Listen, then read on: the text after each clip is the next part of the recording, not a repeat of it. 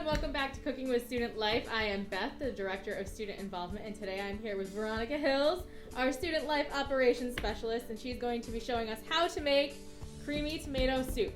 So I'm ready, Veronica. I brought my soup. So what do I do from here? You're gonna go over there and wait over there. So, what Beth does over there, we're not gonna worry about. Over here, we're gonna be doing creamy tomato soup. Secret. It's a really good close copycat to the Panera recipe. So if you like theirs, this is a great recipe. It's a great recipe that you can adjust sort of up or down with the spices on, if you want more flavor, more seasoning, hotter, anything like that. So that's really a great way to sort of adjust to you and your family's taste.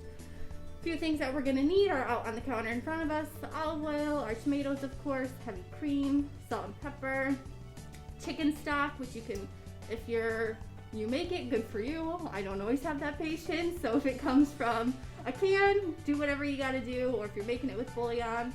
Sugar, seasonings, which include basil, oregano, and red pepper flakes, and I'm also going to add one of my secrets in, a little cayenne pepper to give a little heat. Some fresh garlic, you can also use minced, that's pre-done, and an onion. So our first step is we are going to take our oil. We want to use about 2 tablespoons of extra virgin olive oil on our stove top. We're going to use a soup pot, stock pot. I think everybody calls it something different. A big old pot that you can fit for soup. And then we're going to want to chop up our onion and our garlic. You can do this by hand. I'm lazy, so I'm going to use my little gadget here. You want it in nice fine pieces.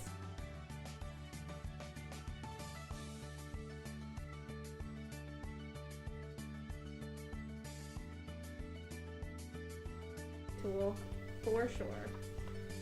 So we are going to toss this all right in our oil so it cooks up. It'll take about 6 to 8 minutes because you want to get your onions translucent. So just keep an eye on it, keep it stirring. You don't want it to burn to the bottom, so just keep a good eye. Mix it up as you can.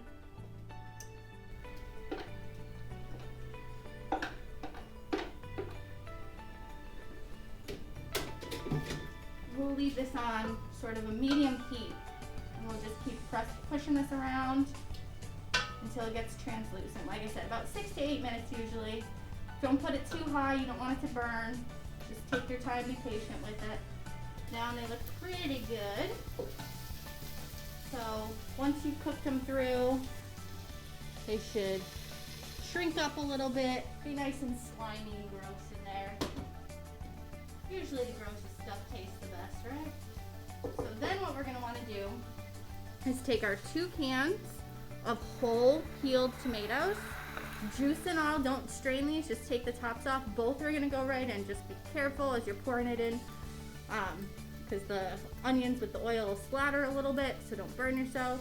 And I highly recommend wearing red, as I am today. Otherwise you will wind up with, little red dots on everything you're wearing. Take our 1 cup of chicken stock.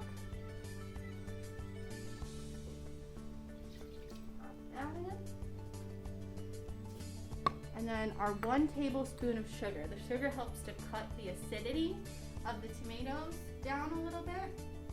So then this is going to sit for about 12 minutes. You want to get it to a simmer, let it sit, let it thicken up a little bit, and then we'll move on to our next steps of adding our cream, our spices, all that good stuff. About halfway through this step, or a couple minutes in, at least like 3-4 minutes in, I like to pop in a little bit of ground cayenne pepper. I like it to give a little bit of heat, so I literally just do the slightest little tap. You don't want, well, I shouldn't say you don't want. If you like a lot of heat in your tongue burning, you can do as much as you want, but I recommend less than 1/4 of a teaspoon, so just about 1/8 or so. And I like to do it while the tomatoes are cooking because it really seeps into the flavor. If you do it later on, it won't give you as much of a punch, but to each his own. So play around with it, do whatever you like to give it the best flavor. Alright, so we are on to our next step. That is sat and it has simmered, uncovered for 12 minutes. It's thickened up a little bit after getting all those juices in there. So our next step will be to add in our spices. So we have 1/2 teaspoon of red pepper flakes. Same thing, if you don't like as much heat, use a little less. If you like it more, add some more. a quarter teaspoon of oregano, and then a teaspoon of dried basil. You can use fresh basil instead if you have it available, so it would be about 8 leaves, roughly chopped up. So this will go right in. And then we will add a quarter cup of heavy cream. Pop that right in as well. And then salt and pepper to taste, which I always find very funny because if it's in between your steps, how are you going to taste if it's right? I do recommend not doing too much salt though, depending on what you've used for your chicken stock. I highly recommend you using low sodium. This way you have more control of how much salt you add in. But if you're not, then just be a little careful because it could end up very salty. So I'm just going to give it a little shake. And if people want more, they can add in some more to their bowl. And then we'll get a little pepper in there.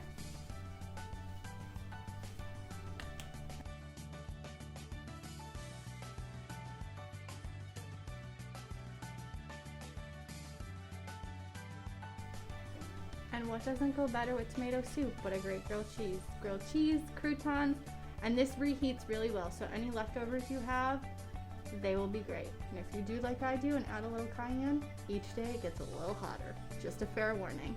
Hope you all enjoyed. Have a great one.